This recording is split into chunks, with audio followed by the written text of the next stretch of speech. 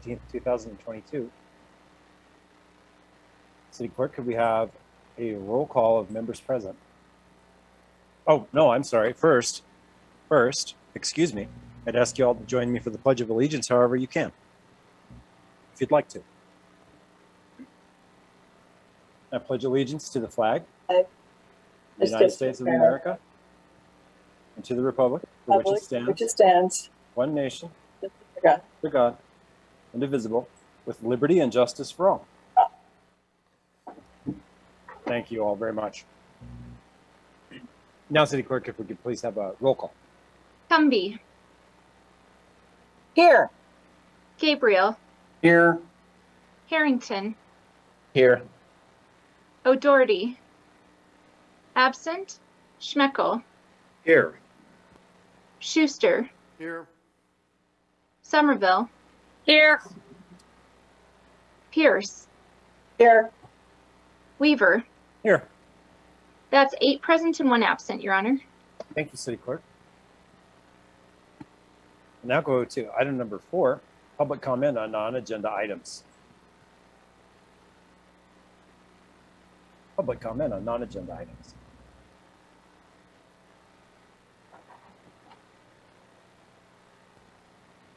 Okay, seeing none, we'll close the public comment period and move to item number 5. Please, Vice Mayor.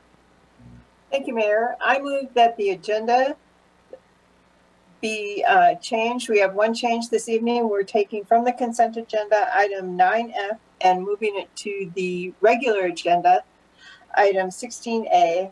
So I move that the following change be approved. Second. There's a motion and a second. All those in favor, if you could say aye or raise your hand. Aye. Aye. The motion carries. Vice Mayor, back to you. I move that the agenda be submitted be submitted as changed. Second. All right. Second from Councilmember Schuster. All those in favor, same sign. Aye. Aye. Any opposed? All right. That motion carries. Thank you very much. That takes us now into item number 6, which covers proclamations, public hearings, and notifications.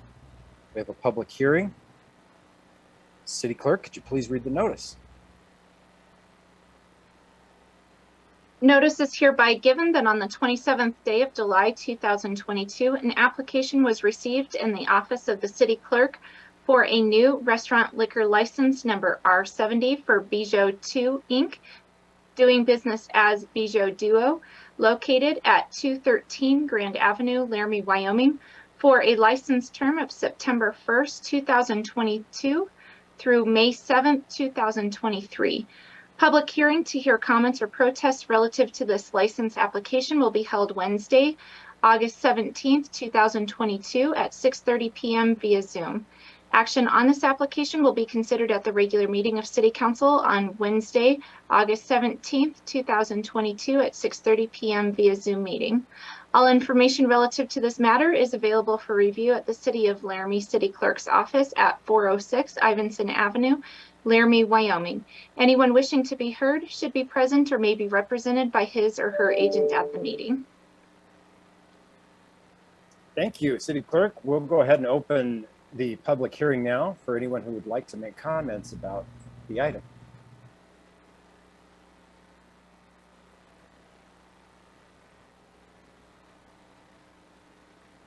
Of course, there will be another opportunity for public input on this item when it comes before the regular agenda. Council members, seeing no forthcoming public comment for the public hearing, I'll close the public hearing and we'll move on to the next item. We have some announcements this evening when we have our monthly staff recognition, and I'm pleased to turn it over to the city manager for this. Hi, good evening, Council. I thought I would start off tonight with just an update. I had promised to provide this with respect to the rainfall that we had over the weekend, specifically the large storm that occurred on Saturday.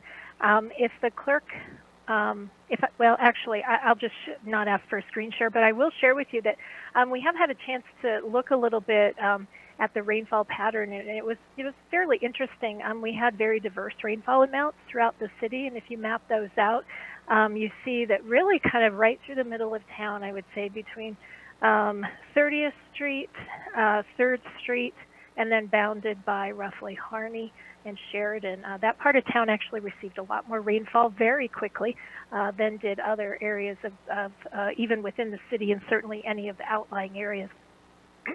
As you know, that resulted in a lot of flash flooding around the community. So I wanted to share with you a little bit of the effects that the city experienced, as well as some of the work that we have been able to undertake beginning the day of the storm and through today. I should let you know, Council, that we did suffer a lightning strike here at the City Hall towers.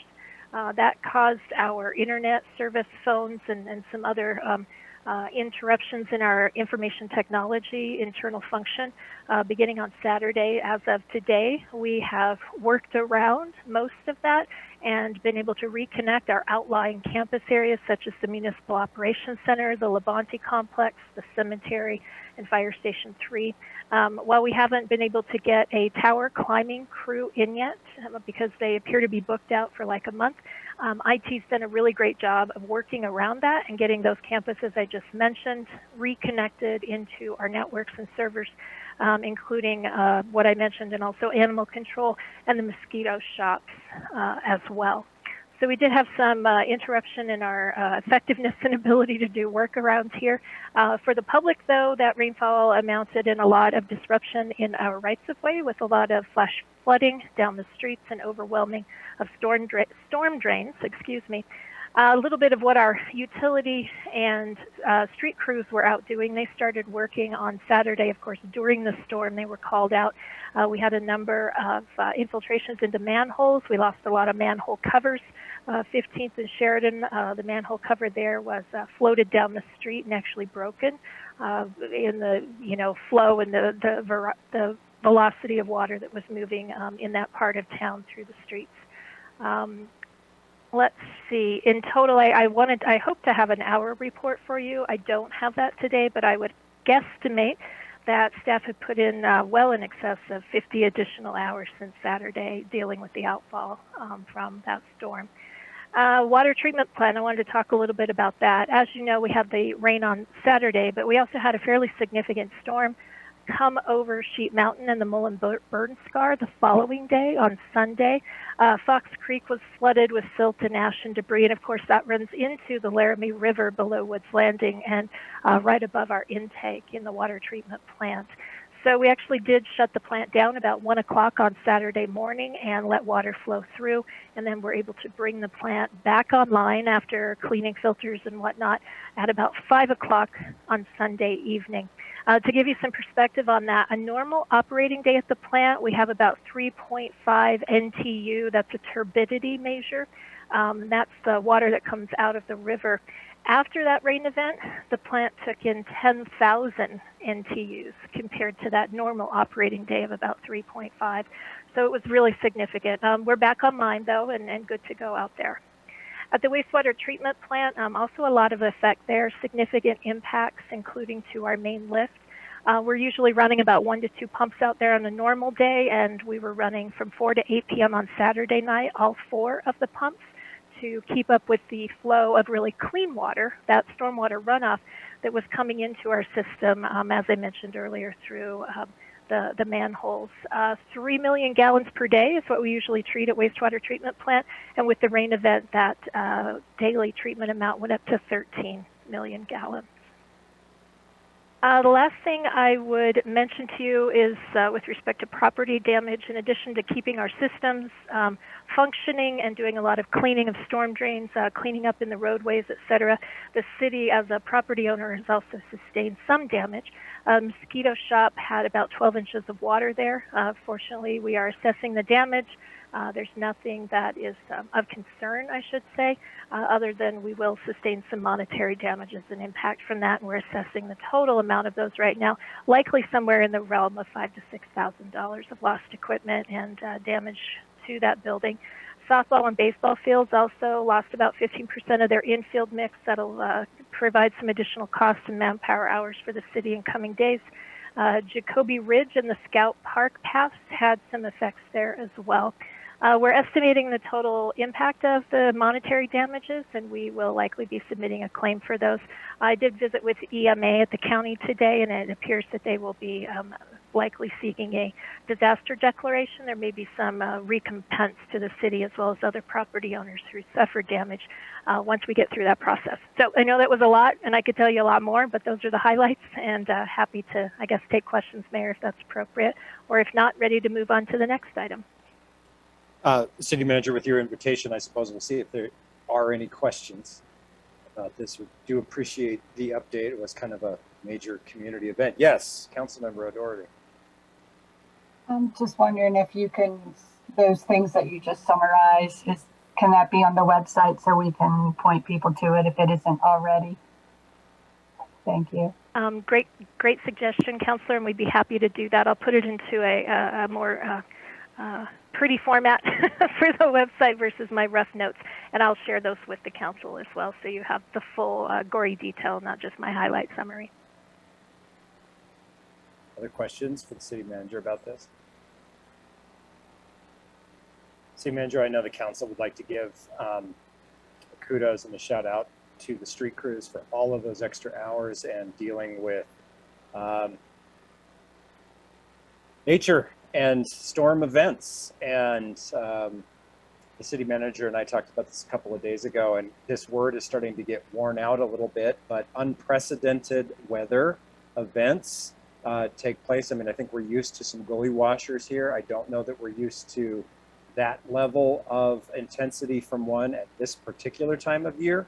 Yeah, sometimes in, the spring and sometimes in July, it seemed a little bit out of sorts, a little bit unusual to get one in mid to late July, but our street crews were able to do what they could for it. And City Manager, as more information is compiled and you're able to process it and share that with the council, I'm sure we'd be interested. But a big thanks to the street crews for doing the best they can in a bad situation. And certainly our thoughts and empathy for the folks that had flooding in their properties. That's, not anything anyone wants to deal with, and we're sorry that it happened. But I think we also have another item under announcements tonight as well for the City Manager. So oh, yes, a question from Councilmember Comby. Thank you, Mr. Mayor. I just wanted to make a comment in that I was talking to Assistant Manager Freezer today about the flooding that I experienced. And in his typical pragmatic way, he pointed out to me that through this event, I was able to discover and identify vulnerabilities where water can breach the integrity of my house, and that this is the time to take measure to prevent that in the future. So just as a public service announcement, I learned that was a very good advice for me today. I've identified how it got into my downstairs area, the pathway, and I know things that I can do to prevent it in the future. So don't wait till the next time, do it now. Thank you. Thank you, Councilmember Comby. And, that also serves to bring up another important point, which is that on an individual level, homeowners and property owners can do the same thing. And then I think at a larger level, the city, frankly, receives an opportunity to use these things as learning events as we continue to plan around our major and important infrastructure and the investments we need to make and where.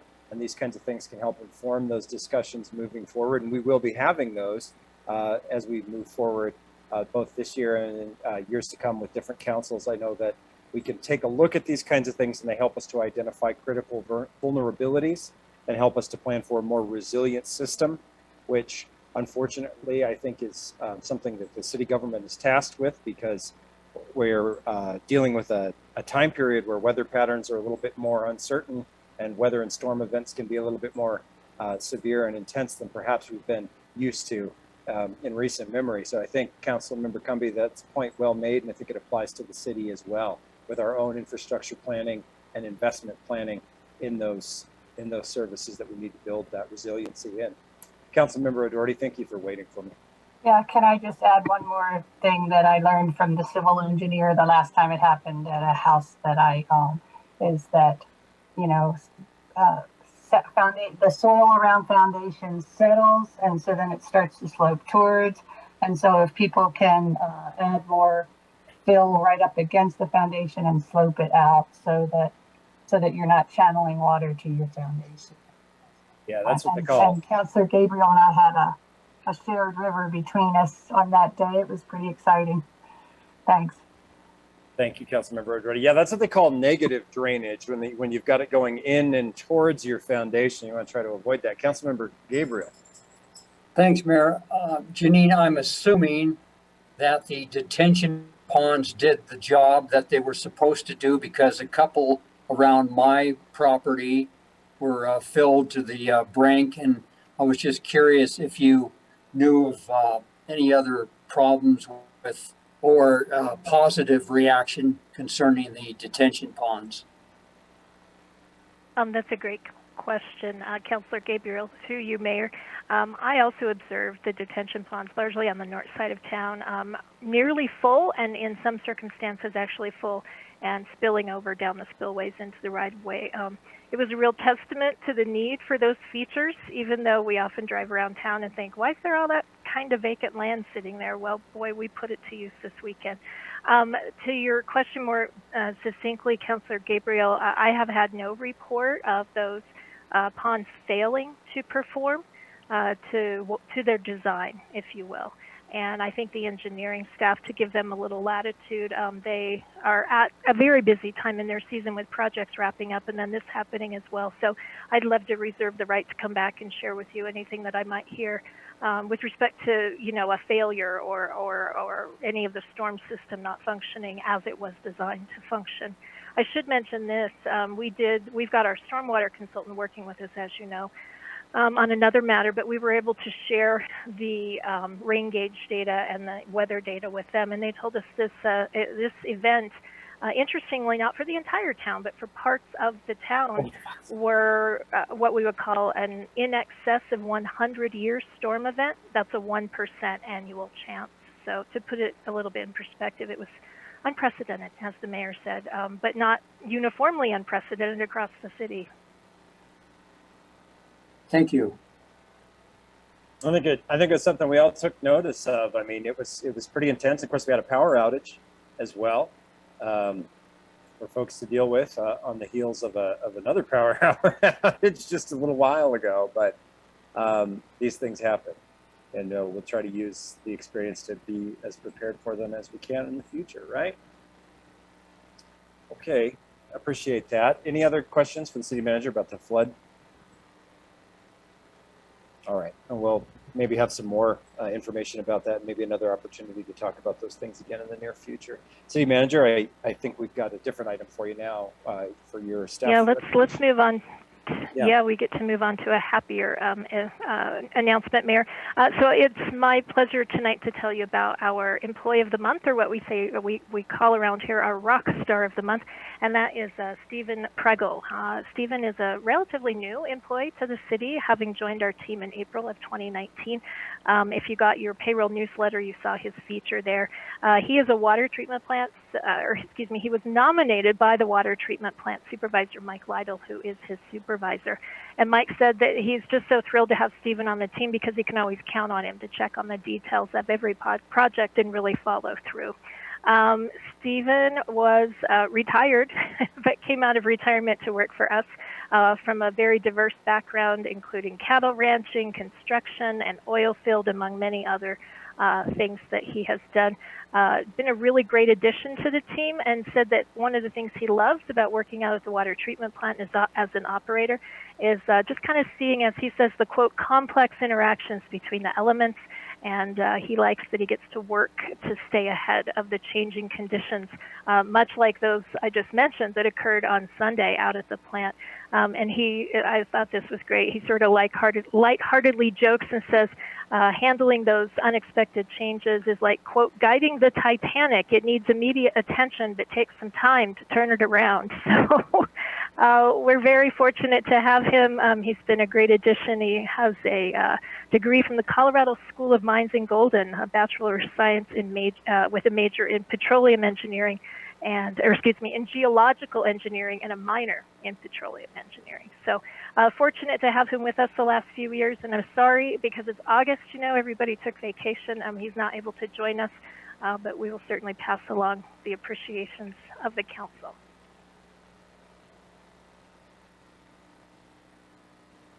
Yeah, that is the kind of update we like to hear about our folks and learn about some new people and hear about what they're doing. And we're proud of our employees. We're proud of this guy, and we're glad to hear a little bit more tonight. So pass that along for us, City Manager, and thank you for that. We always like to do these Rock Star of the Month recognitions. We've got a lot of really great employees that are really dedicated in the city of Laramie, and it's everything. It's everything for us at the city government level. That's really what keeps it going. It's not the meetings here. It's what goes on basically at all other times. So we really appreciate that update. Thank you, City Manager.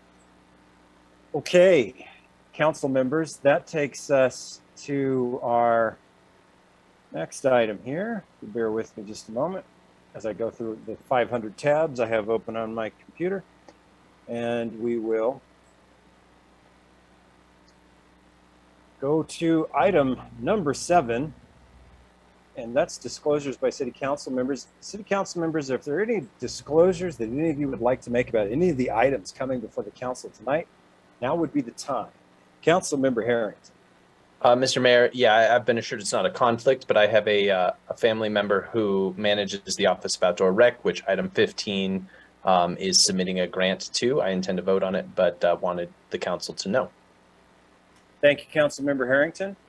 Even though we're the 3rd largest municipality in the state, Wyoming's still kind of a small community. I think those things kind of come up. I'm satisfied with that explanation, and you're having checked with the city attorney. Council members, the rest of you satisfied with the content of this disclosure?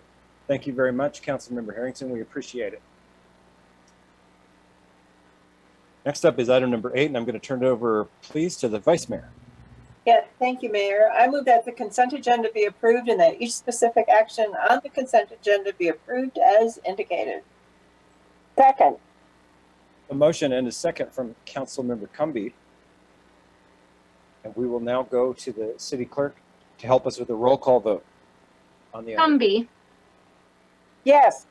Gabriel, Yes. Harrington, Yes. O'Doherty, Yes. Schmeckel, Yes. Schuster, Yes. Somerville, Yes. Pierce, Yes. Weaver. Yes, That's 9 yeses and 0 nos, Your Honor. that motion carries. Thank you, City Clerk. Thank you, City Council. Brings us now to item number 10, which will be the opening of the regular agenda items for us. And first up is going to be item number 11, and I'd like to call on Councilmember Schmeckel. Thank you, Mayor. I move that we recess the regular meeting to go into executive session regarding confidential information according to Wyoming State Statute 16-4405, little letter A, Roman numeral 9. Second. Second. Motion, and I believe a second from Councilmember Schuster, although it was close. We'll do this by a show of hands and an aye vote either way or both. All those in favor of the motion? Aye. Aye. Aye. Any, thank you all. Any opposed? Same sign. We'll convene in an executive session. Thank you very much. We'll see you there shortly. Oh, City Clerk, for members of the public and reconvening, did you have any additional information? And please share with us whatever you were going to just now. Thank you, Mayor. I was just going to note for the public to go ahead and remain here. We'll be back to this meeting shortly. About 15 minutes to half an hour is what I understand. Thank you very much, City Clerk. So if you're interested in joining us again at the City Council meeting, This is the same link and the same Zoom, and we will be back at the conclusion of the executive session. We apologize and thank you very much.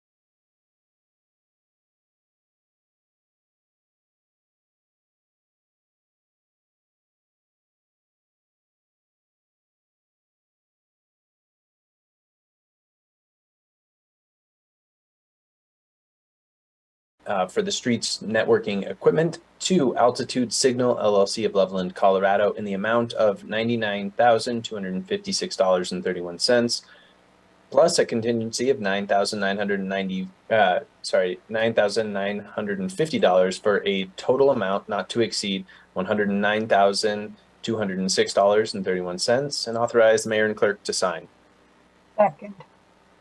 There's a motion and a second from Councilmember O'Doherty. Thank you. And Mr. Webb, welcome back. Thank you, Honorable Mayor, City Council. So as you may know, near each traffic signal, we have a cabinet that houses the controllers and camera detection equipment. Basically, there's a computer inside these cabinets that operate the traffic signals. This project wirelessly networks 13 of our 22 traffic signals. This gives our traffic signal technicians the ability to monitor, maintain, and adjust components from their office, or really anywhere in the world, as long as they can get internet access. This helps to eliminate call outs and having staff out in freezing conditions. And really, our traffic signal technicians are really excited about this. They think this is really going to improve efficiency in their operation. There's times when our traffic signal technicians will get called out at 2 in the morning from dispatch that there's something wrong with the traffic signal. At this point, they've got to go out into the field to make those repairs. With this system, they'll be able to do that from their house or from the office and make those repairs or adjustments as needed. We solicited for a request for qualifications. We received 1 proposal from Altitude Signal. 5 staff members reviewed the RFQ and also interviewed the company. Staff found that Altitude was highly qualified and is recommending award of the contract. If you have any questions, I'd be happy to take them. Any questions for Mr. Webb? Councilmember Somerville. Thank you, Mayor. And Mr. Webb, I'm going to preface this question by saying we live in an age of cybersecurity issues, but I probably watch too many movies. Are there any concerns about cybersecurity with this type of wireless connection for the stoplights? And I guess maybe I'm asking, is that something you guys were able to chat with the company about? Yeah, Councilor Somerville, through you, Mayor. It's definitely something that we talked about, and we're working with the city IT folks on firewalls and all the security. They're aware of the system and have no concerns at this time. Thank you, Mr. Webb.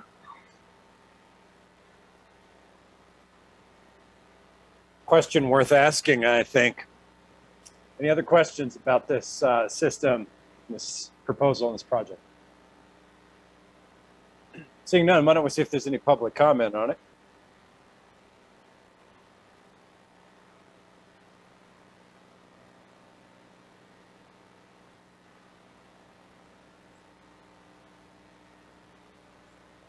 Seeing no public comment, we'll go back to the council one more time.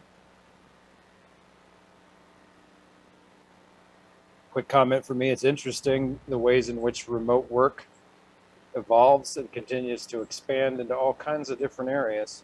But with as busy as our streets people have been lately dealing with the actual real world of rain and weather, I like the idea of them being able to handle some other stuff through a remote system. Looks like we're ready for a roll call vote, City Clerk. Humby, Yes. Gabriel, Yes. Harrington, Yes. O'Doherty, Yes. Schmeckel, Yes. Schuster, Yes. Somerville, Yes. Pierce, Yes. Weaver. Yes. That's 9 yeses and 0 no's, Your Honor. That motion carries. Thank you, City Clerk and Council. That's going to take us to the next item on our agenda this evening, which is item number 14. Councilmember Somerville. Thank you, Mayor.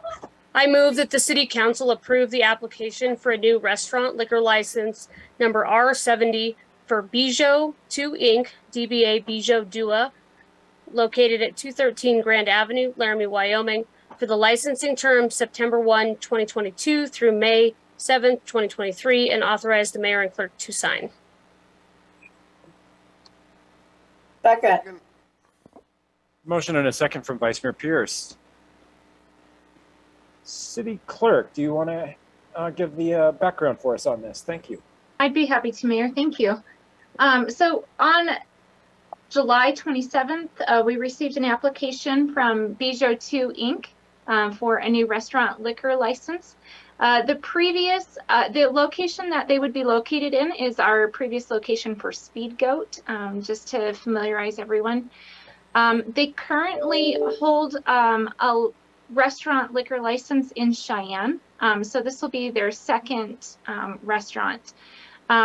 Slightly different. One of the owners who came in with the application said that the menu here in Laramie will be slightly smaller than the one in Cheyenne. They're hoping to do more of the sushi bar, idea here.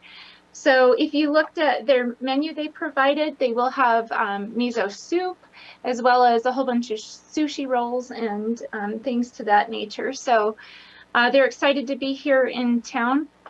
With that, Mayor, if you have any questions, I'd be happy to answer. Just of note, under a restaurant liquor license, they are not allowed to operate as a bar or lounge. That Matthew did assure me that they understood that and that they did need to meet the 60% food sales for that license. Thank you, City Clerk. Do we have any of the applicants with us this evening? Mayor, unfortunately, they were not able to join us tonight. I see. Okay, thank you. Can you answer one more question for me, which is if this is approved, what that will bring our restaurant liquor license total to in Laramie? Oh, that is a great question. I will look that up, Mayor, for you. Okay, no problem.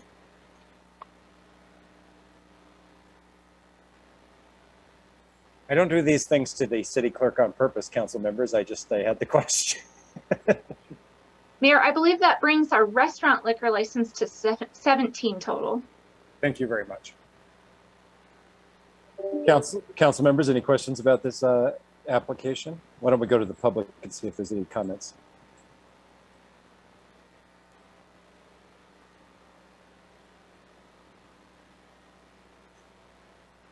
Seeing none, council, it's back to you for one more chance at questions for the city clerk. City Clerk, we appreciate your background for the council on this, and if you'd go ahead and give us a roll call, we will vote. Cumby. Yes. Gabriel. Yes. Harrington. Yes. O'Doherty. Yes. Schmeckel. Yes. Schuster. Yes. Somerville. Yes. Pierce. Yes. Weaver. No. Mayor, that's 8 yeses, 1 no. And that's it. Sorry. Yep. And that motion carries. Thank you, City Clerk. We appreciate it, and council. All right, that takes us to item number 15. Councilmember Gabriel, please. Thanks, Mayor. I would move that the Laramie City Council approve Resolution 2022-51, authorizing the submittal of a pre-application and, if invited, a full application to the Wyoming Office of Outdoor Recreation for a Wyoming Outdoor Recreation Grant in an amount not to exceed $700,000 to support the construction of the Laramie Bike Park and authorize the mayor and clerk to sign. Second. Motion and a second from Council Member Schuster. Assistant City Manager Feaser, I see you joined for some background for us. Thank you. Honorable Mayor, City Council, it's a pleasure to be here tonight. If you may recall, in 2015, Laramie City Council approved Laramie Bike Net to do some fundraising for the development of a bike park here in Laramie. They were able to donate $10,500 to the city of Laramie to use towards that, which was used to conduct a conceptual design development for a bike park and evaluate some locations. The location that they had kind of landed on, that was landed on through the process, was the area behind the recreation center. And through this, staff has been working towards the design and finalization of the bike park. just this year, the new department, I believe it is, the Wyoming Outdoor Recreation Department, released an application for the Wyoming Outdoor Recreation Grant, and it was it was created to allow for grants to provide for outdoor recreation opportunities, ranging between $20,000 and $749,000. As we looked at this, if the city did apply and was awarded this grant, we would reduce the amount of SPT funds that we had committed to the first phase of this project by $100,000, and then potentially be able to complete this project if awarded in one fell swoop instead of doing it out in phases. I think with that, I'm happy to answer any questions you may have. Appreciate that. Assistant City Manager, any questions about this or comments? I'll make a comment. This seems really great. Glad to see some forward movement on this and recall some of, I think, preliminary conversations about the beginnings of it. So great. Good to see something like this coming forward. I've got Council Member Somerville. Thank you, Mayor. Assistant City Manager, this is probably a conversation you and I have had a couple of times, but in their consideration for the placement, I understand the features behind the rec center probably make that the most ideal location. Did we consider locations across the city, or did we really just focus on that east side over there? Honorable Mayor, through you to Councilor Somerville, we actually had considered 6 or 8 locations all throughout town. And keep in mind that a lot of bike parks require topography to save on the expense of dirt import. And the topography at the recreation center has that hill that we actually do own that really made it stand out to not require a bunch of hauling. I think you've all heard me say that I'm not a big fan of locating all my recreational activities in one location, but when it comes down to a cost sense analysis, this location really made good sense. Plus, we also have the amenities of restrooms and such at the rec center that could be available for use too, which were a real benefit. It was publicly vetted through really heavily attended meetings, and through their kind of input and voting, this is where it landed also. So. Mayor, I have a second quick question if I can. Again, it may be a conversation we've had in the past, but is there any chance we can also use this project if it goes forward for sledding in the wintertime? I think that would make an awesome sledding hill location. Yeah. Thank you, Mayor. Yeah. Honorable Mayor, through you to Councilor Somerville, if we can hold snow on the hill, I think that'd be awesome, and there could potentially be some advantage there.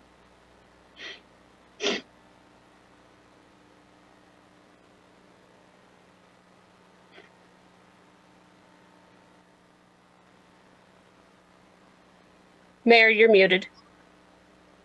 Sorry. Councilmember Harrington, you're up.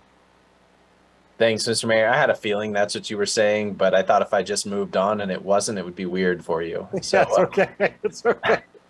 Thanks, Mr. Mayor. Everything's always weird. Don't worry about it. Assistant City Manager. So, I share Councilor Somerville's question about sort of locating, but can appreciate that answer and sort of your general perspective on it.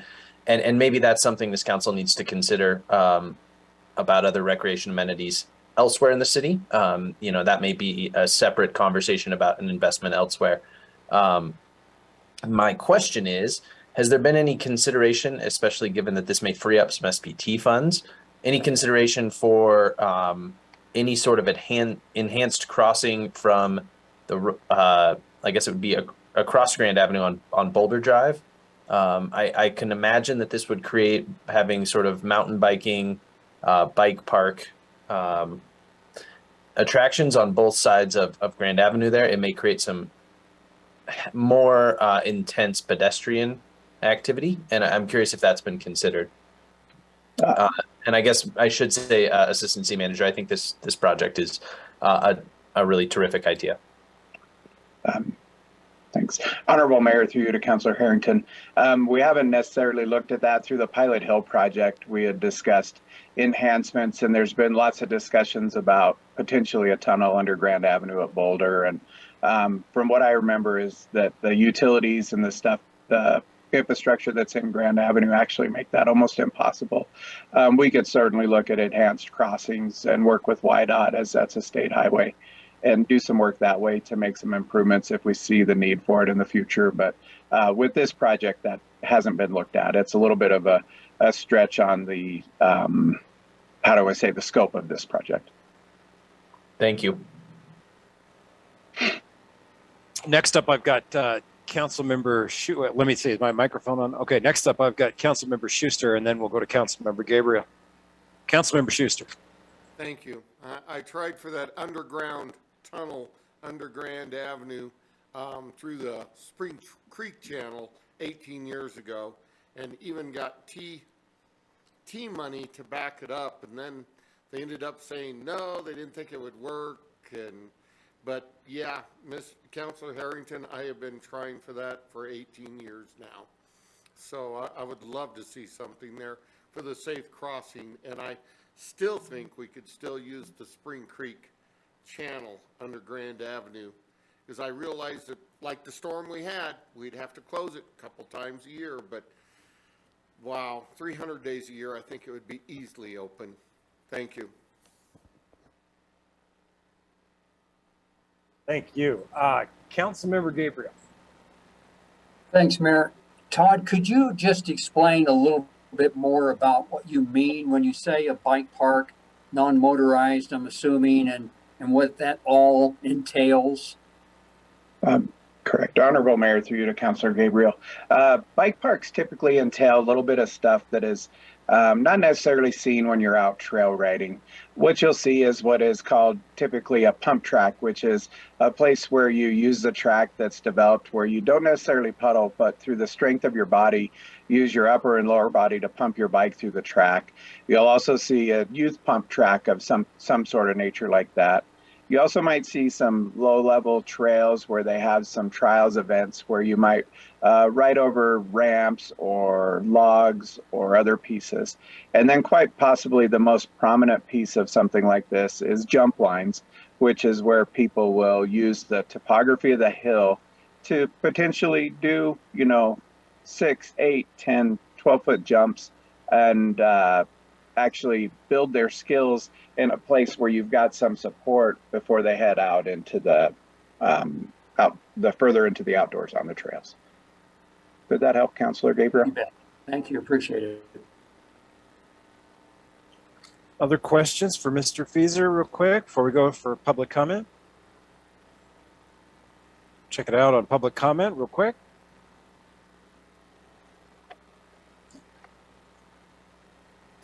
See if there's any public input on the item.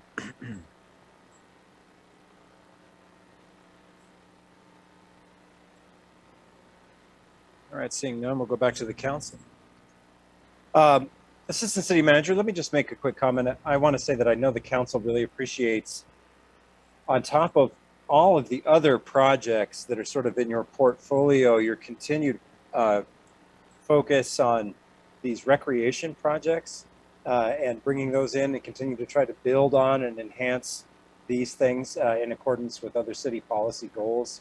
It's noticed and it's appreciated, and we also take to heart those comments you made about trying to balance recreation opportunities. But we have to work with reality and what we've got.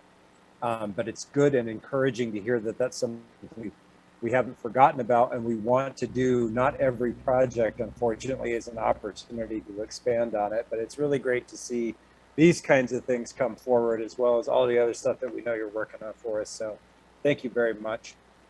City Clerk, can we have a roll call vote? Cumby, Yes.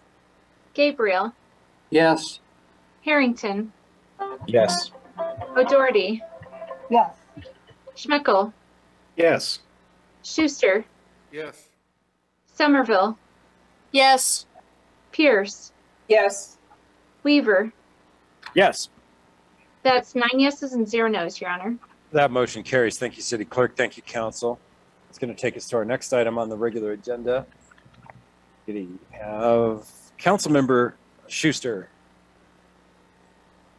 Thank you very much. Give me 1 second here and I will move it back into the area. The title is Original Ordinance 2048, vacating approximately 29,500 square feet area of the right-of-way on Lewis Street between 14th Street and 15th Street. I move to approve original ordinance number 2048 on second reading, vacating approximately a 29,500 square foot area of right-of-way on Lewis Street between 14th and 15th Streets, and recommend the Planning Commission based on findings of facts and conclusions of law.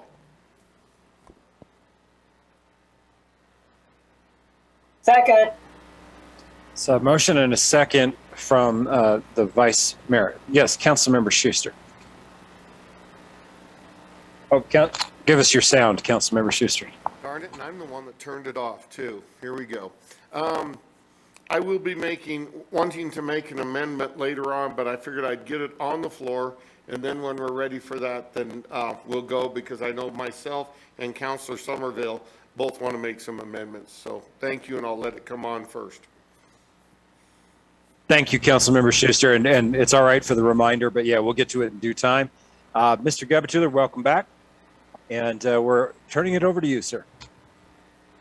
Thank you, Honorable Mayor, members of council. Good evening. Before you this evening, you have the second reading of original ordinance vacating approximately 29,500 square feet of right-of-way on Lewis Street between 14th and 15th Street.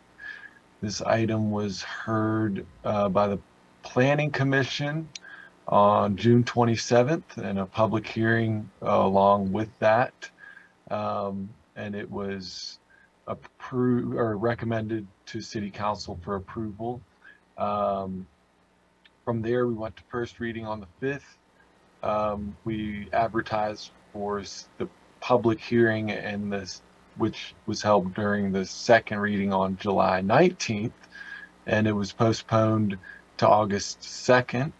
Oh, and I should mention, we didn't have any public comment at that public hearing on the 19th either. It was postponed to August 2nd, and then postponed again, essentially to tonight for our second reading. I'll say just up front that we did not receive any public comment to those dates, but we did receive one that is included in your packet in this cover sheet as the very last item. So just a quick overview again of the item. As mentioned, this is for the vacation of Lewis Street between 14th and 15th.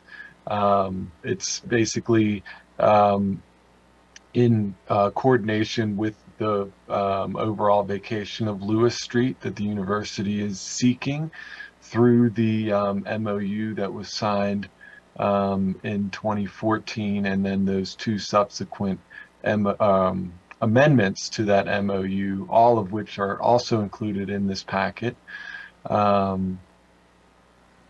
We have tonight with us in the participants section, we have Sam Farstedt and Matt Newman from the university, Senior Project Manager and Campus Architect, respectively. And then we also have Mr. Randy Wilkeson.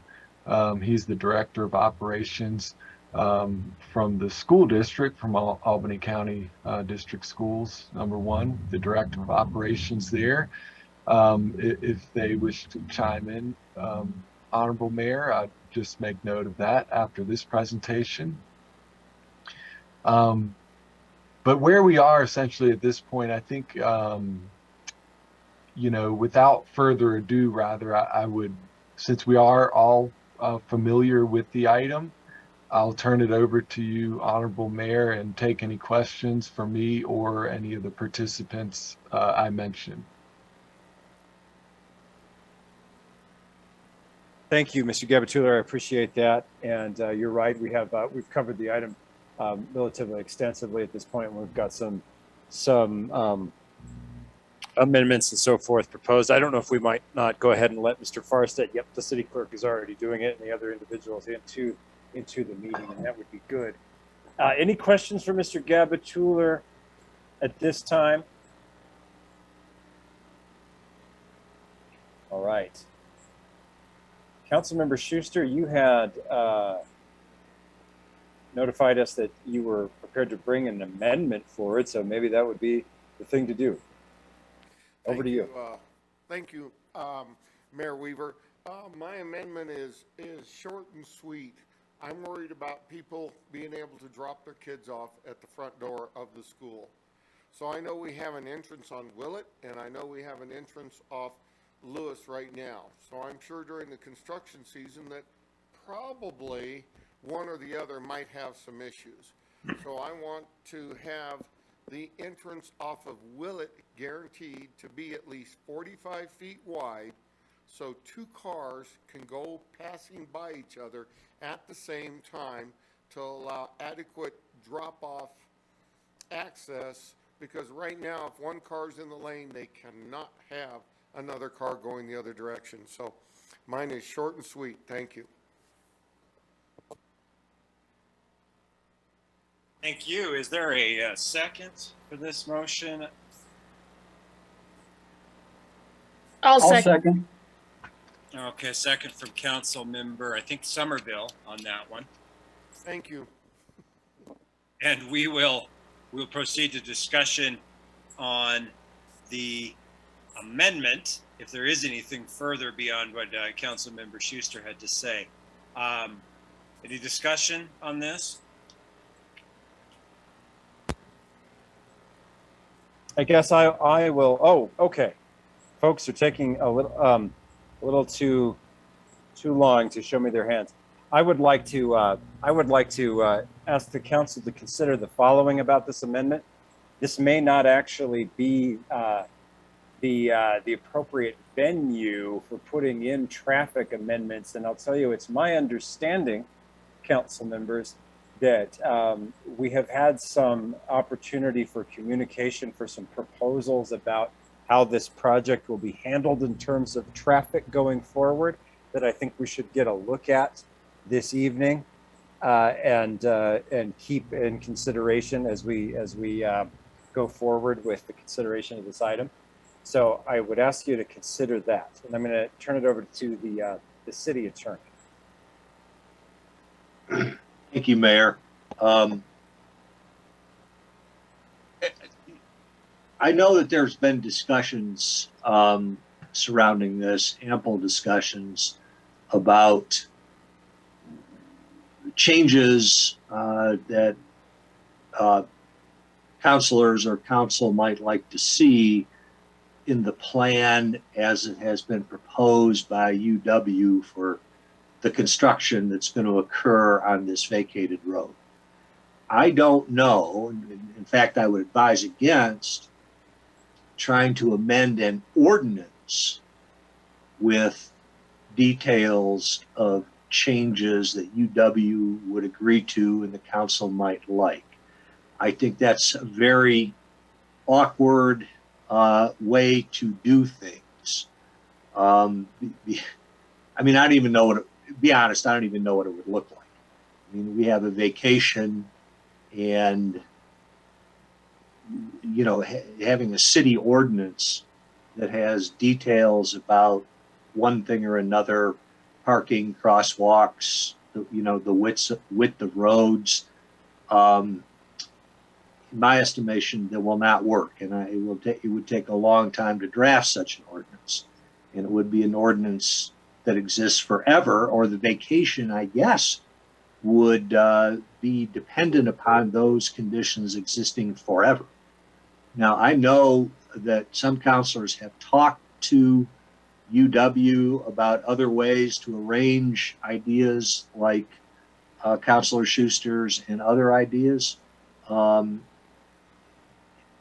other process than trying to amend a vacation ordinance. So I think perhaps if counselors have had those conversations with UW, or if Mr. Farstad, for instance, wanted to talk about those conversations and the way to sort of satisfy council's thoughts about details and UW's willingness to delve into those details in a way other than amending a vacation ordinance, if that all makes sense. It does, City Attorney. Thank you very much. Council and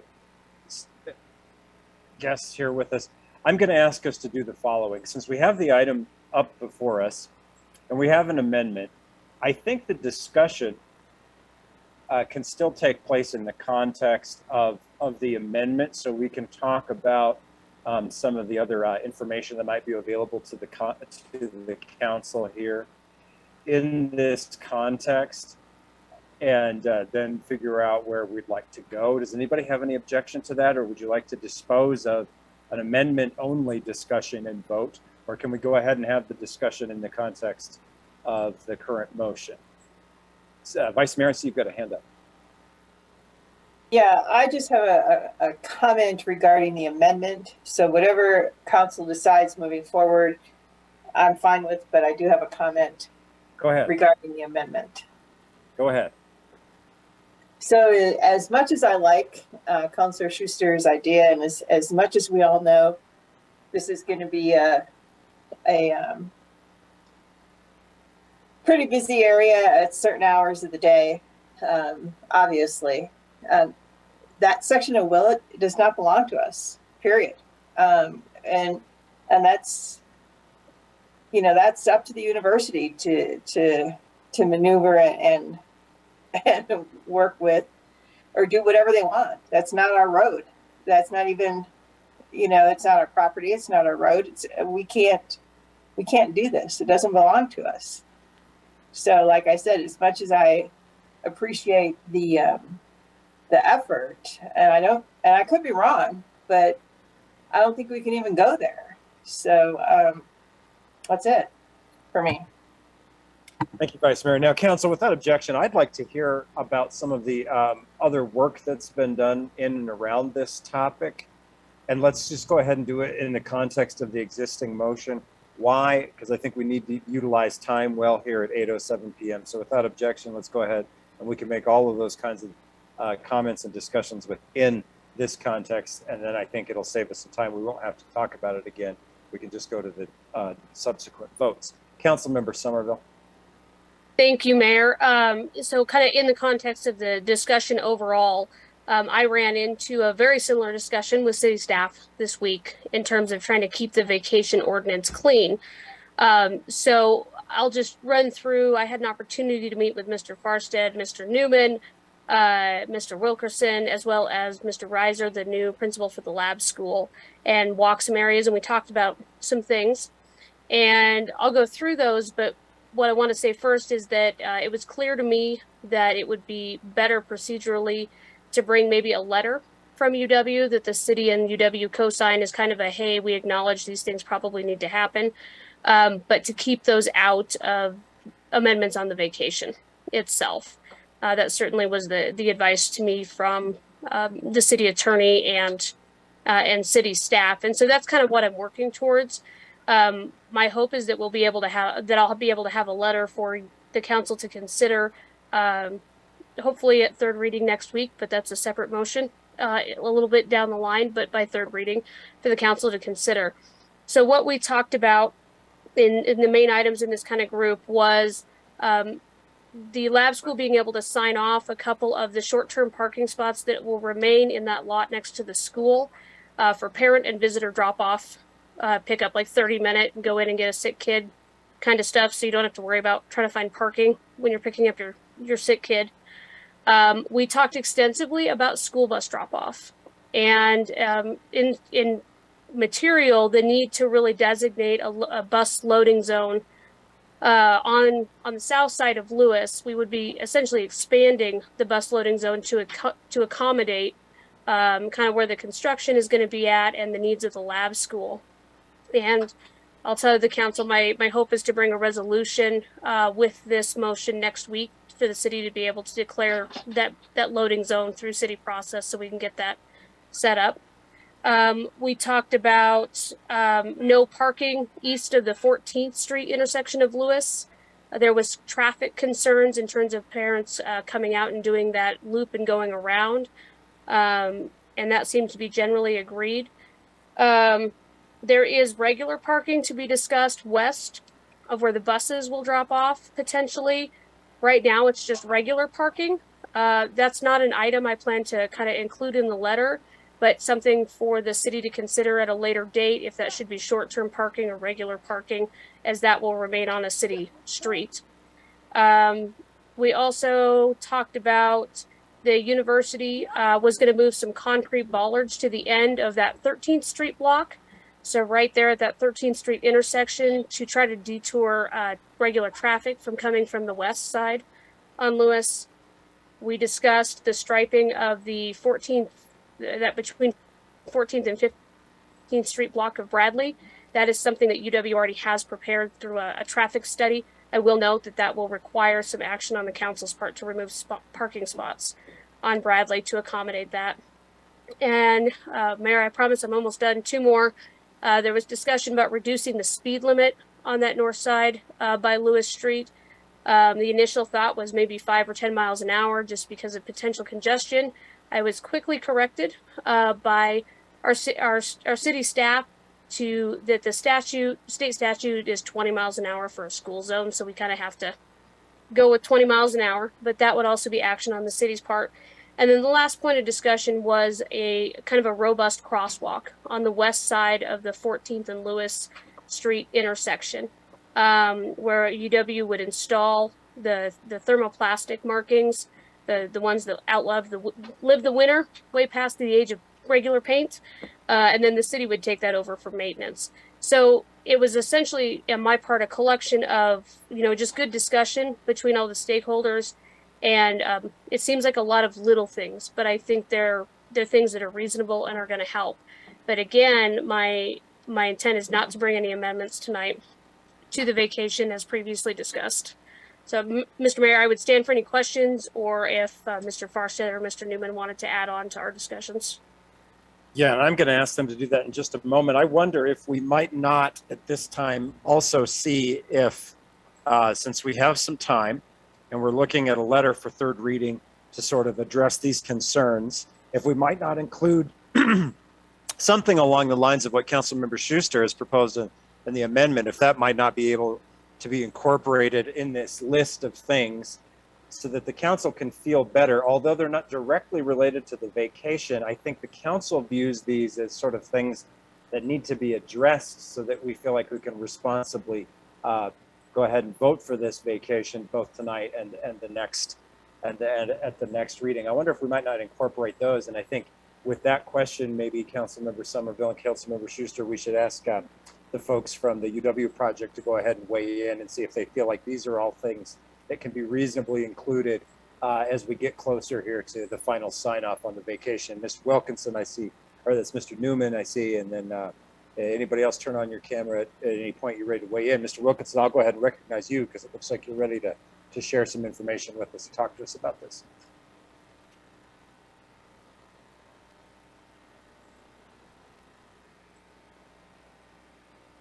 Mr. Newman, go ahead. Mr. Well, anybody. Yeah. I didn't want to speak over Andy there. So yes, I want to make sure that I understand Councilor Schuster's request. And if I understand it correctly, this would be providing access along Willett Street from 15th Street to essentially McWhinney Hall. And if I'm correct in saying that, that is all part of the construction area. So that whole area will be under construction. So the access to the lab school would be via Lewis Street.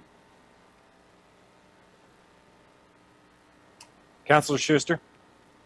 Thank you. I was going to raise my hand, but if you're going to recognize me, my biggest question is then the ramp that goes up into the lab school / construction area, will that be open the entire time during the construction, or will that ramp also be closed?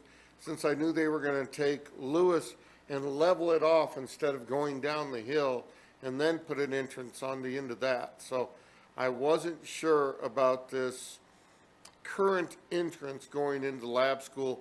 Will that be closed at any time? Honorable Mayor, Councilor Schuster,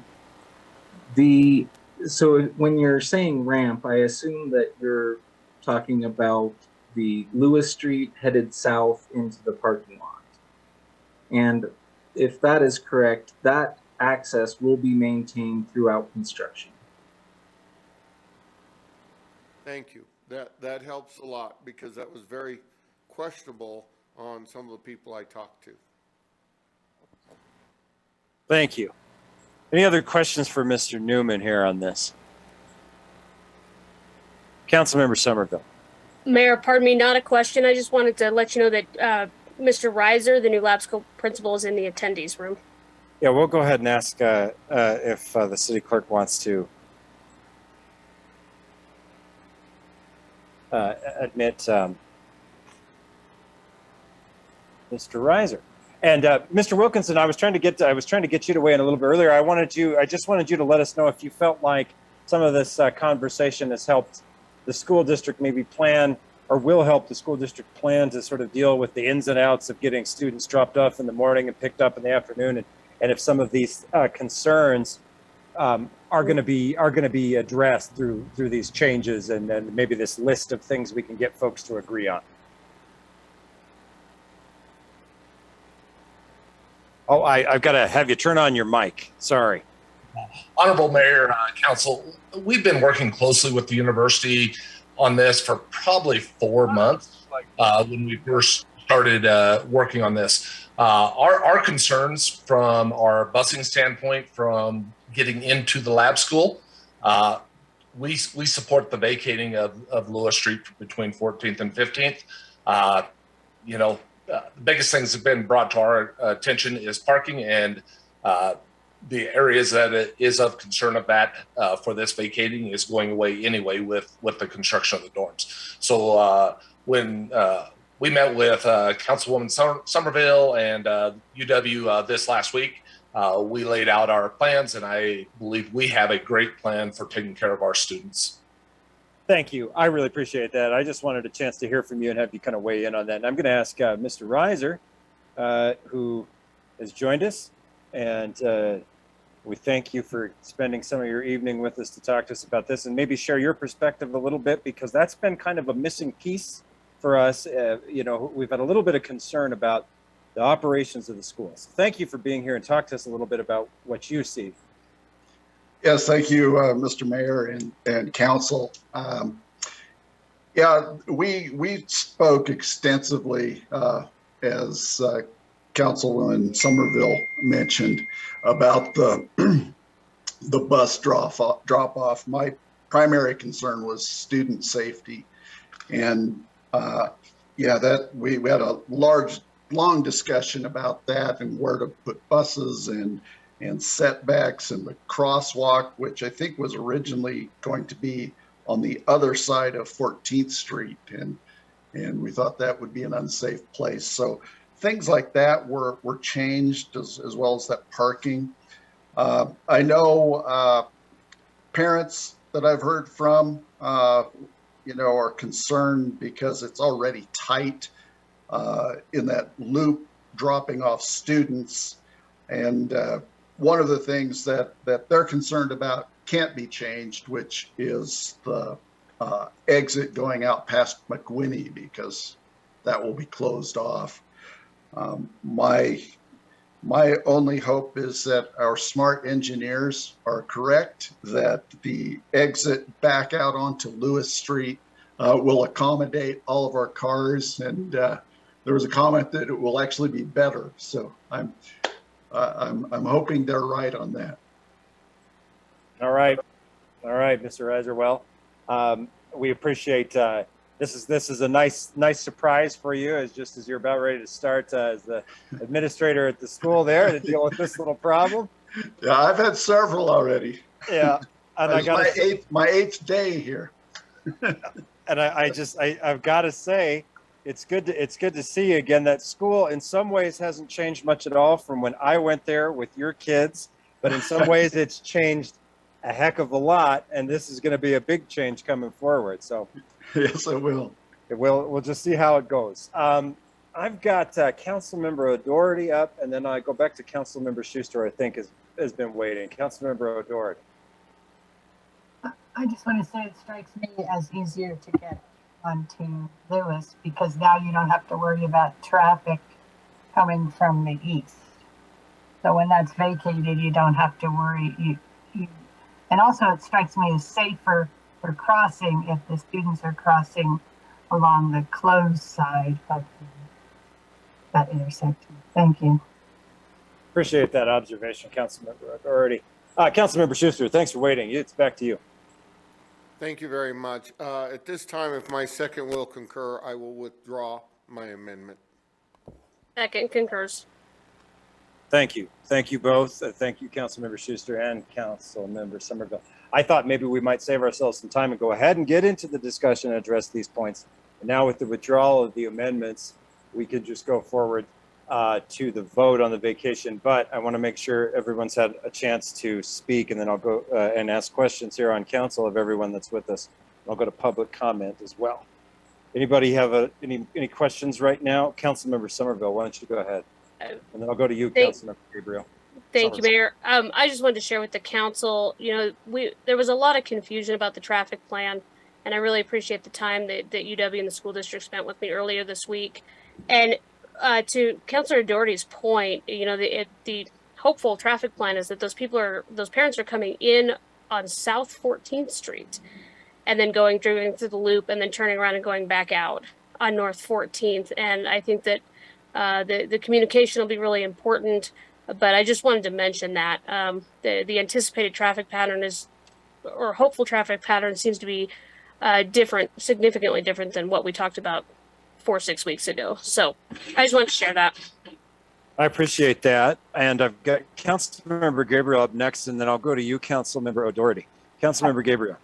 And Mayor, if I could, I'd like to ask Councilor Somerville about the things she's been talking about. Would this be a MOU as you've been talking with city officials and the university and so on? Is that how this would proceed? Because I'm in agreement with the things you've been talking about. I'm just not clear on how we implement that into not necessarily the agreement that we're talking about tonight, but I guess a side agreement, or is that an MOU or what? Mr. Mayor, Councilor Gabriel, so yes, very much so. It's not an MOU specifically. It's more like I'm going to call it a good neighbor letter agreement, right? And to be kind of cross-signed by the mayor and the University of Wyoming with a list of things that, we're both promising to do to make that forward. Now, the only part that I will pull out is that the school bus stop is somewhat of a timely issue, and my intention is to bring a resolution next Tuesday for the city council to authorize the striping and signage of that bus loading zone that they need. I don't know that we'll get it painted before school starts next Thursday, but we need to get it painted before as soon as possible. Thank you. Councilmember O'Doherty, and then I'm going to go to Mr. Farstad. Councilmember O'Doherty. Just a point of clarification. I wasn't looking at the map when Councilor Somerville said that, so I was just going to ask her to repeat. But it would be helpful to me if the city clerk could bring up page 33 of that document, because it looks like you can go in, but you can't go out. What I was saying is, if I were dropping my kids off, I would feel comfortable dropping them anywhere along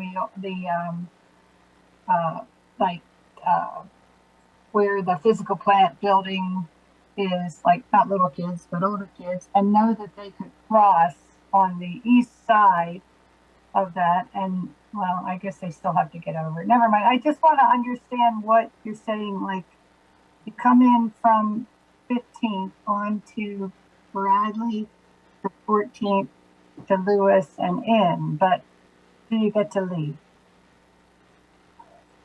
Yeah, that's the one. Thank you. So what's the leaving pattern is what I'm asking. I guess I'm not sure if everybody knows what you mean by the leaving pattern. You mean like enter and then get out? How are people going to do that? So that people enter the way the arrows are going. Okay. But is it to exit? At least when I come out from where that arrow is pointing south, I don't have to worry about cars hitting me from the right, and I could make a left turn. Is that is that the way? That's the only way out, right? I think Mr. Newman might be wanting to kind of help us with this question. So go ahead, Mr. Newman. Thank you, Honorable Mayor. I'm not familiar with this sketch, but I don't think that it's trying to show just one-way traffic. I think it's trying to show, now that you cannot travel to the west on Lewis Street, it's just trying to highlight that you would now be making this movement to get into the lot, but that would be the same movement to get out. So it will be two-way traffic moving through there. Councilmember O'Doherty. Thank you. Is that what Councilor Somerville was saying? She says, she nods yes. Okay, thank you. All right. I'd like to go to some other speakers, but I would like to make an observation for everyone involved here. It does bother me a little bit that we have so many maps and sketches that not all of the parties are familiar with, that then come forward and then someone says, I've never seen this before, or I wasn't familiar with that. That is not helping us in this process. Just an observation. I appreciate your patience with me while I make that. Mr. Farstead, go ahead. Honorable Mayor, I appreciate your time, Council. Thanks for your consideration this evening. I was kind of tracking what you just said, Honorable Mayor, and that was that Mr. Newman put together a very professional, clean, and simple traffic flow map that was based on some of our earlier conversations with Councilor Somerville and Director Wilkinson as well, and then Principal Reiser when we were all out walking together. For some reason, I guess I assumed that was going to make it into the materials tonight. Yeah. Sounds like it didn't. And I don't know if Mr. Newman would be allowed to share his screen, but he's really good at that sort of operation. He could send it, Mr. Farstead, if you don't mind. He could send that to the city clerk, who could then get that up on the shared screen with us. And it looks like he's working on that. Are you on top of that, Mr. Newman? It Yes. looks like maybe he's talking about page 35 of our packet. No, I think he's talking about, well, maybe Councilmember O'Doherty, but I think either way we're going to get the image that Mr. Farstead is referencing. And I hope so. Honorable Mayor, if I may, while the electronic transaction is taking place there, I did want to mention, I did want to say thanks to our school district partners on this project here for their time and for giving us an audience tonight to talk about it. But I do think that they failed to mention though that the timeliness of this is going to help their communication plan. And what I mean by that is there was, I think, some question about the communication between the university and the school district.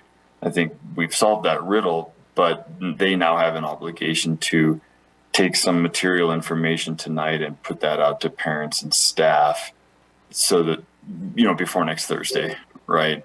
And it's going to give us an opportunity to be a partner and assist in any traffic control measures that we can support as a university to do this. So maybe Mr. Wilkinson's just a nicer human being than I, but I think it's important that we recognize that. I agree, Mr. Farstead. Thank you. And I also want to say too, well, I'll say that for later. I know we have some public comment, and are we waiting to get this image? Okay, so I'm going to go ahead and ask Council if we're ready to hear some. Mr. Newman. Yes, thank you, Honorable Mayor. I just need an email address. Yeah, I'm sorry. The city clerk will give that to you. If you send it to clerk@cityoflaramie.org. We'll do that now. I apologize. I always assume everybody's got everybody's email address, Mr. Newman, but of course they do not. So thank you, and I'm sorry.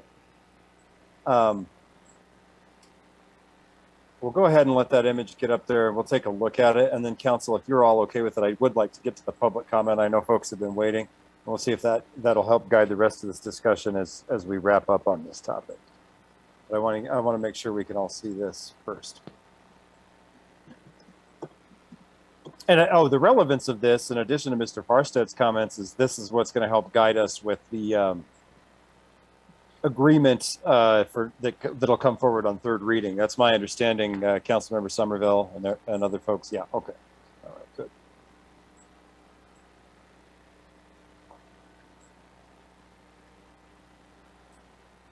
This has been an exercise in patience for the city, the school district, and the university folks, and that's just how it goes sometimes, right? It's okay.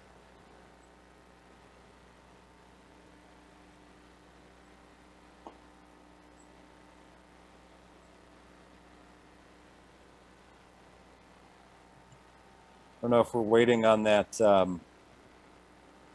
image. I think I'll go to public comment. City Clerk, we had some folks that had signed up for a public comment opportunity earlier that I do not see in our attendees list. Mayor, I was noticing the same thing. It looks like we have two for sure. Yes, tonight. yes. We've got two, and they had also signed up earlier. So I'll go to Ann Ludwig first, since Ann's hand is raised right now. And Miss Ludwig, welcome to the meeting, and thank you for your patience with us tonight as we work through the agenda and get to this item. But you've got the floor for any public comments you'd like to make to us about this item. And you're welcome to do that now.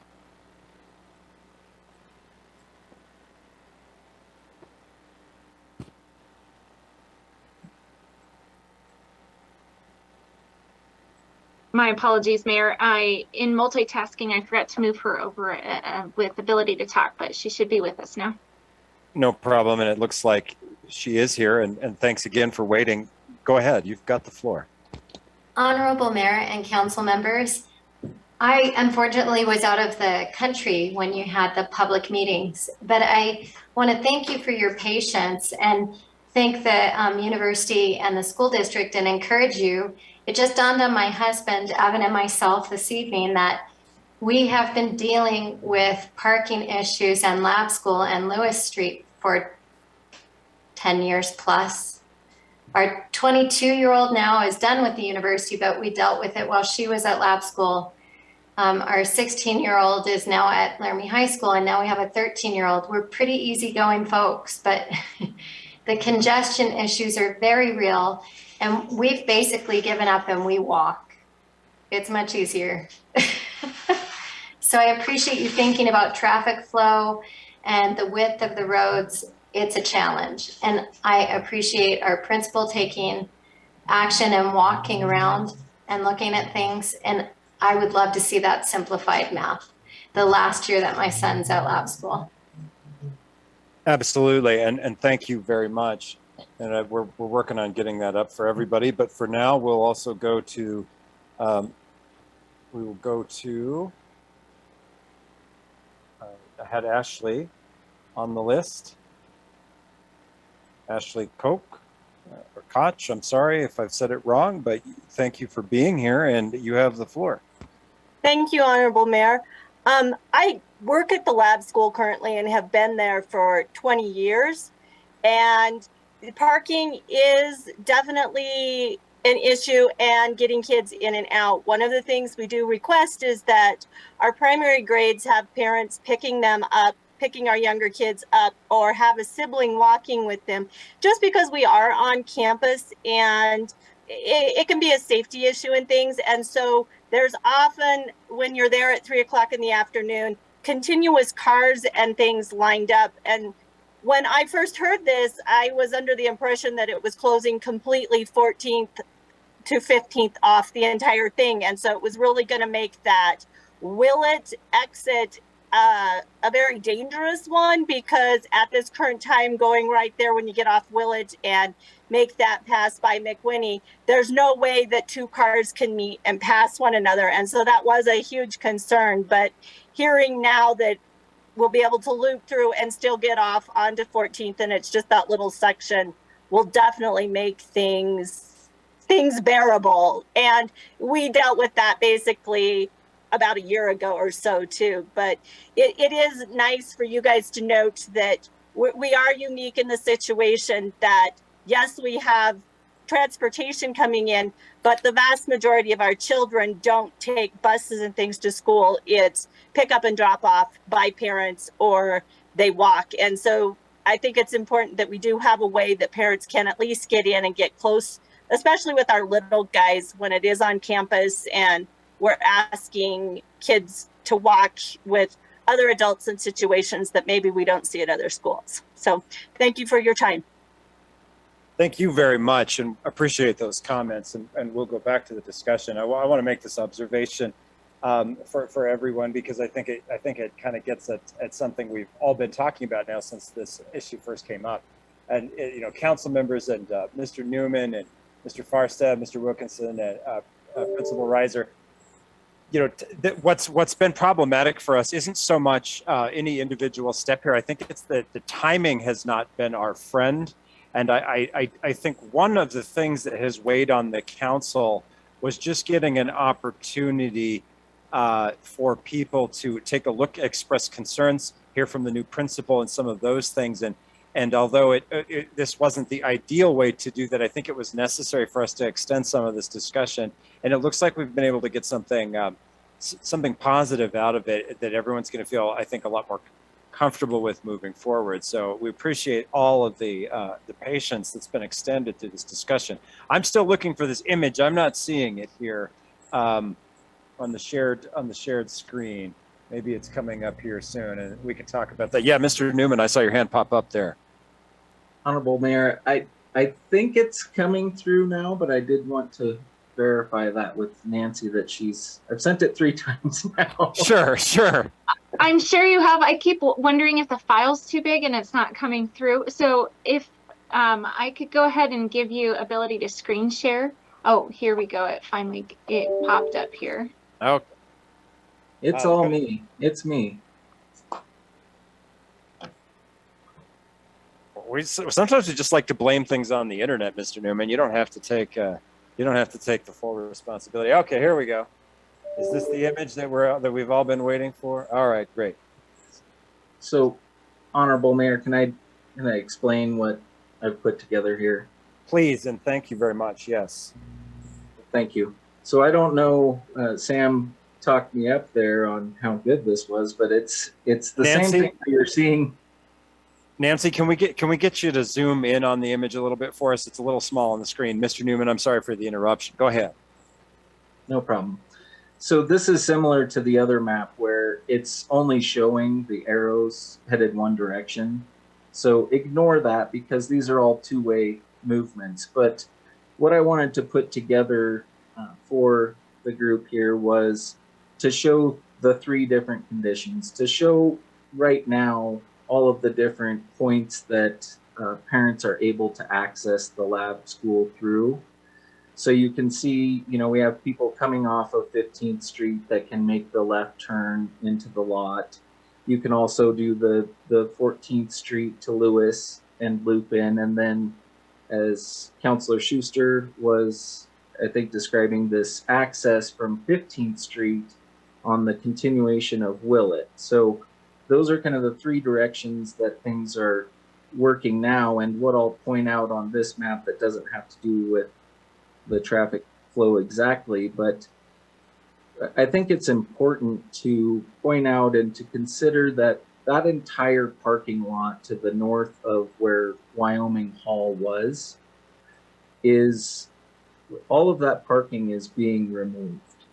And that is important because it's essentially reduced the parking in this area by about 70%. And so Randy pointed out earlier that there was a comment made that this will actually be a better condition. Whether or not that's true, I can't say until it happens, but that is where the comment came from, is that there's so much less traffic that's going to be coming in and out of this lot. And you don't have this conflict with the left turns either heading north out of the lot or the left turns heading in to the south into this lot. So that's the, my non-engineering analysis of why I think this is going to be quite a bit better. So let me continue on to the map. So I also wanted to show, just for everyone to see, what the condition will be like during construction, just so we're clear. So on the next page, I created a similar map.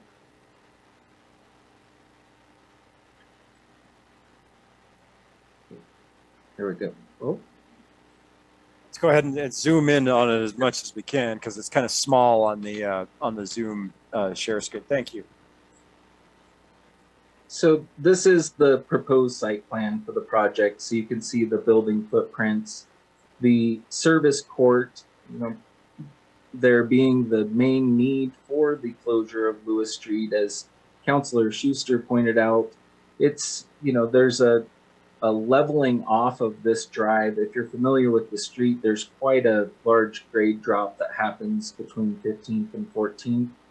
And to have these trucks trying to back uphill essentially is a big part of this. So in this plan, again, the arrow is only going one direction, but this is two-way traffic that would be coming in and out of here. So during construction, we will be maintaining this access as is shown in the diagram. I tried to show the orange dashed lines there is where, where traffic is currently moving, it will no longer be moving. So those, during construction, we will have to close off this roundabout that you see to the left of the new building there. But in the end, that roundabout would be open. So this is what we're thinking and what we're trying to achieve during construction. And that's why I was saying the idea of the Willett Street just doesn't work in this plan. It would all need to come from that Lewis Street access point. And so in the third diagram, it's, and we'll see it here as we move down, but it's essentially the same circulation. I can't tell if this is the third page or not, because again, they do look. There we go. Similar. So that's correct. So you can see that I moved that orange line down just because we will have that roundabout there where it says dining entry. But vehicles, only emergency vehicles and service vehicles will be circulating on these walks that are in the beige color here. Right. City Clerk, can you move that map down again so that it shows the little circle drive off the 15th? Okay, thank you for going back one more time. And then, yeah, and then you can see where the different parts of the diagram kind of follow along with what Mr. Newman's been kind of describing to us. This is helpful. I really appreciate this. Mr. Newman, it's back over to you if you have anything else you want to add here on this. I don't. Again, just emphasizing the large reduction of traffic that's going to happen here based on what the historic flows are. I just want people to be thinking about that as far as what the real impacts of this overall plan are. Sure. And Mr. Newman, I'm gonna say this to you right now. What would a big project that you've been working on for years be without some last minute hassle and concern over traffic patterns and parking and things like that? I mean, it's Murphy's Law, is it not? That we would have to have some last little icing on the cake of this to bother you with during the course of your work on this project. So we appreciate, again, your patience with us. I've got questions. I think I've got Councilmember Schuster, Councilmember Harrington, and then I'll go to the Vice Mayor. I believe that's the order of questions. Councilmember Schuster. Thank you very much. I just have one question. On his first map, he showed people being able to come down all of Lewis. When will we be closing the top half of Lewis off? That's my only question. Honorable Mayor, Councilor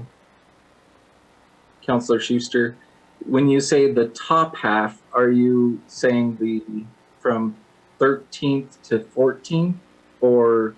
No, from 13th to halfway down 14th. So you're not going all the way to 14th. You're going to the entrance of what I call the lab school.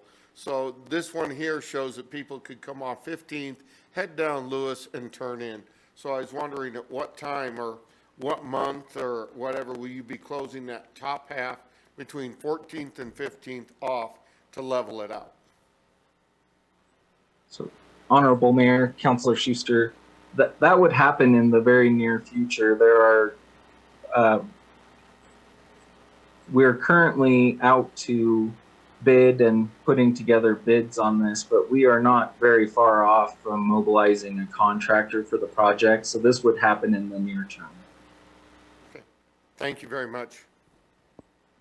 Thank you, Councilmember Schuster. I'd like to go to Councilmember Harrington next. Thanks for waiting. Thank you, Mayor. I'm curious about, so seeing that map, to me, that feels like a very sufficient way to move traffic in and out of a parking lot for pickup and drop off. Obviously, there will be congestion at busy times, but I'm curious how necessary these other sort of like agreements, and I guess the councilor called them good neighbor agreements. I'm not sure those feel particularly necessary if this is the traffic pattern. I mean, maybe I am wrong, but I just feel oftentimes in this conversation like we are far flung from a conversation about the street vacation itself, Mr. Mayor. So I'm curious why we're going deeper into that conversation when this, to me, feels like a sufficient option for moving traffic in and out in a safe way for the students. So I guess, Mr. Mayor, I've just made a comment, sort of pretending it was a question. So I'm not going to ask anybody to respond to that, because I suppose it sticks their neck out. So I'll go ahead and respond to it. I think we did hear about some additional concerns from Principal Reiser that we might want to see addressed in some of those other things. Because I think they're relatively small overall, but we'll let Mr. Farstead speak to that right now, since I think. Do you want to would you like to respond to Councilmember Harrington? Go ahead, Mr. Farstead. Honorable Mayor, I appreciate it. Through you to Councilor Harrington. The one key component is the bus drop-off area, Councilor Harrington, and that being it needs to move to the west for the bus movements to be able to turn left onto 14th versus going east to 15th. It used to just be they would pull over into the bus stop and then go straight, but now they have to turn left onto 14th, and that requires shifting that bus drop-off area back to the west. And in order to do so, that's is and will remain a city street, which means that we need council action to be able to modify that parking, stripe that curb, and shift that bus drop-off lane back. I think that's the key component of any additional action, in my understanding. thank you for that, Sam. And I'll just go ahead and wind back some of my words there then with that in mind. It's perfect opportunity to go over the issue again, Councilmember Harrington. So we thank you. Mr. Wilkinson, I saw you kind of touch on, did you want to kind of talk about that bus thing too, or are we good? You're certainly welcome, and I'll go to the Principal Reiser too. If you want to touch on this conversation, go for it. Yeah, Honorable Mayor, Council, just adding on to that, what Sam was saying, and I'm sure Dr. Reiser will elaborate on the same thing. What we're trying to do is get this out so that we don't change what we're doing with our students and staff 3 weeks from now. We'd like to have so that we send this out on Thursday of next week when school starts, that here's where our school bus stop will be. Here's how we're going to take care of you. Here's how we're going to take care of our parents on dropping off. It just becomes that communication thing that I think is very important from both the district and from the UW Lab School to get this out so that we aren't changing what we're doing 2 or 3 weeks in. I think safety wise, it'll be a much better way to start out. So thank you. Thank you, Mr. Wilkinson. I want to say this isn't just for Councilmember Harrington's benefit either. I think it's good for us all to kind of hear this again as we get towards the end of the vote here. Dr. Reiser, do you want to add anything to that for us? Yeah, Honorable Mayor and Council, I think Mr. Wilkinson summed it up pretty well. The biggest thing is getting information out. So people who are coming to the lab school understand what's going to happen, so all the rumors don't spread and it grows into a big monster. So that's the big concern. You bet. Thank you. I'm going to go to the Vice Mayor, who's been patiently waiting. Thank you, Vice Mayor. I wanted to give everybody an opportunity to kind of touch on the conversation there. So thanks for waiting. Yeah, thanks. Regarding the roundabout on 15th, it has yet to be approved. So while the drawings are pretty, you know, that may not even happen. So just want to keep that in mind. Thank you. All right. Thank you, Vice Mayor. And again, thank you for your patience.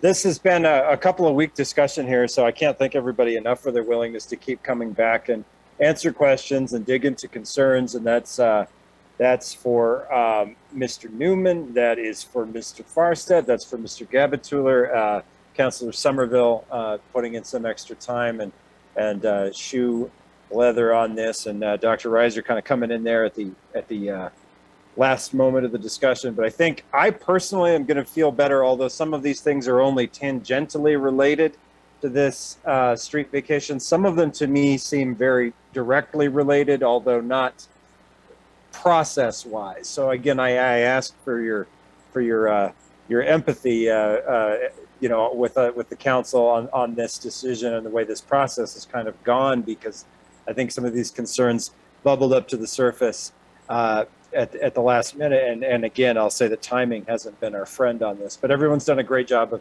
collaborating and trying to answer these questions, and I appreciate it very, very much. If there isn't anything else, council members, if there isn't another question or a comment, I think we can probably go to a vote on the vacation, and we'll be looking forward to some more materials coming our way on the third reading, which Council Member Somerville, help me out with all the date changes. What's that third reading date going to be now?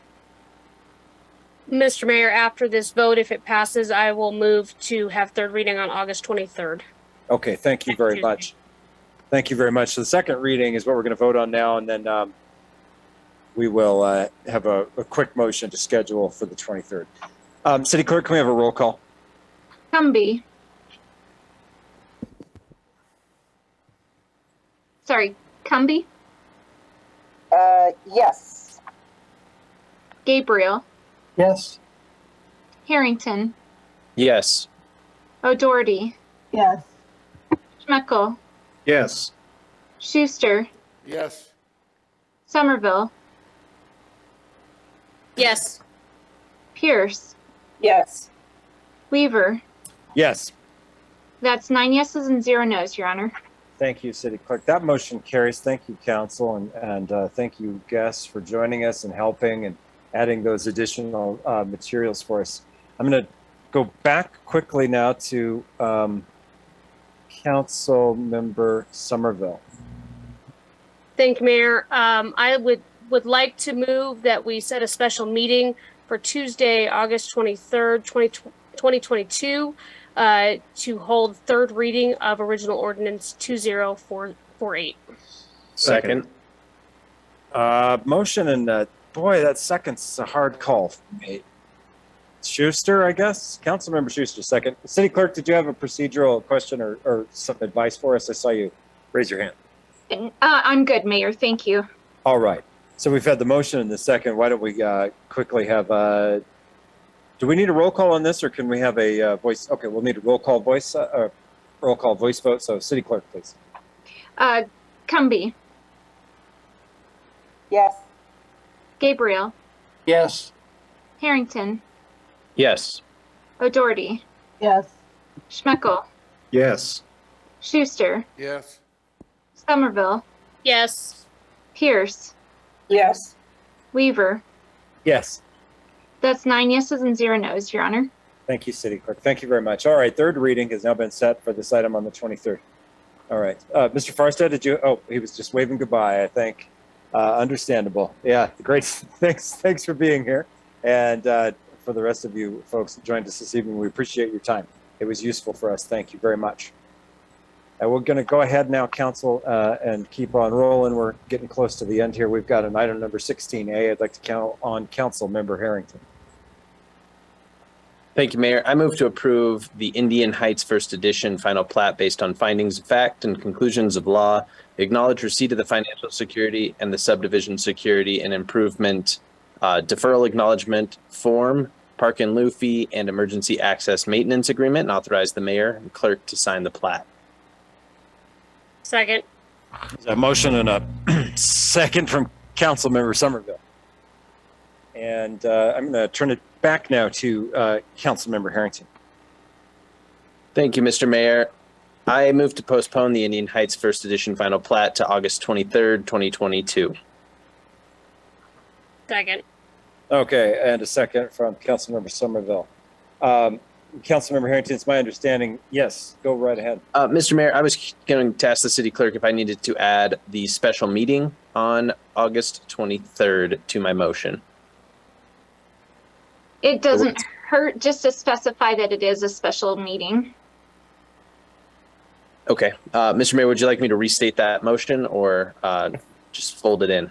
I believe we should consider it part of the original motion. Thank you. Okay, there doesn't appear to be any objection.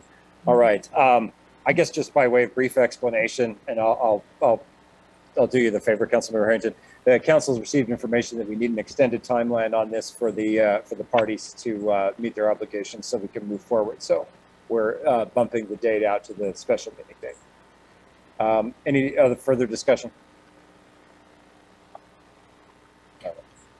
Guess I need to see if we have a public comment on this item. Seeing none, council, why don't we have a roll call vote? Cumby. Yes. Gabriel. Yes. Harrington. Yes. O'Doherty. Yes. Schmeckel. Yes. Schuster. Yes. Somerville. Yes. Pierce. Yes. Weaver. Yes. That's 9 yeses and 0 nos, Your Honor. Thank you, City Clerk. That motion carries, Council. Thank you. All right. That's now going to take us to near the close of our agenda. We need to have any further discussion about future council work session topics or upcoming meetings. As you're well aware, we've now scheduled a special meeting prior to the work session on the 23rd. Councilmember Harrington. Mr. Mayor, I don't know what the council's appetite will be for this, but we all received an email maybe a week and a half ago about an off-leash dog in a park. Mr. Mayor, that adds a third to recent communications I've had with residents of issues with dogs off leash and those incidents causing injury, which, while I don't necessarily want to open this conversation again, I'm curious if too late. But I do feel like it's important that we have a conversation about it. And I'm curious specifically about potential signage in our parks at sort of like a separate from the big signs that have all the rules. If we can have some sort of signage, or if maybe park staff, somebody like that might have better ideas and ways that we could educate the public. Councilmember Harrington, I think that's actually a valuable thing to bring up. I wonder, City Manager, if you're with us, I know you are. I wonder if we might find a moment in one of our upcoming meetings or work sessions where we could maybe spend just a little bit of time on a review of the code around the dog leash laws, and then maybe have folks from parks kind of talk to us about how we deal with that and our approach to that in our city parks. Just as a review and an update for the council, possibly the public, that might be time well spent. Does anyone else support this? Okay, I saw a nod head. And City Manager, we'll leave it to you to find a good time for that, but I think Councilmember Harrington's suggestion was just that we do it sometime in the not too distant future. Did I hear you correctly, Councilmember Harrington? All right. Thank you. Appreciate that. Councilmember Schuster. Thank you. Just wondered if you wanted to know the last 20 years of the history of leash, voice leash, and everything else in the city of Laramie, because it has been all of the above. I want to hear it, but I want to hear it at that when we go over the code review, because I think that would be helpful for, again, not just the people on the council, but anybody else that might be listening, or even to have a little bit of a review of it in the paper if we get it there, because I know it's extensive, Councilmember Schuster. I know it is an extensive history. Okay. Anybody else have any future council work session topics or any thoughts or questions about the upcoming meetings? We sure have a busy schedule for the rest of the year, council members. I'd ask you for your own sake to go in and review there. There's going to be a lot going on. City Clerk? Mayor, I just wanted to let the council know that on September 13th, we have requested a joint meeting with the Board of County Commissioners for the growth area discussion. I haven't been able to tell City Manager even about this, but I just got an email from Clerk Gonzalez, and she said that we have 2 of the 3 commissioners that are able to meet that evening. So following the UW update on the 13th, we'll have a joint meeting with the county commissioners, it sounds like. Excellent. Thank you, City Clerk. City Manager, does that latest development fit in with your plans? I think it fits in with ours. Okay. Mayor, thank you. I was aware of that. I'm just pleased to hear of the confirmation now. Thank you. Okay. All right. We appreciate you, staff folks. Okay. I think we're all right on meetings and work sessions at this point. Let's move on to public comment on non-agenda items.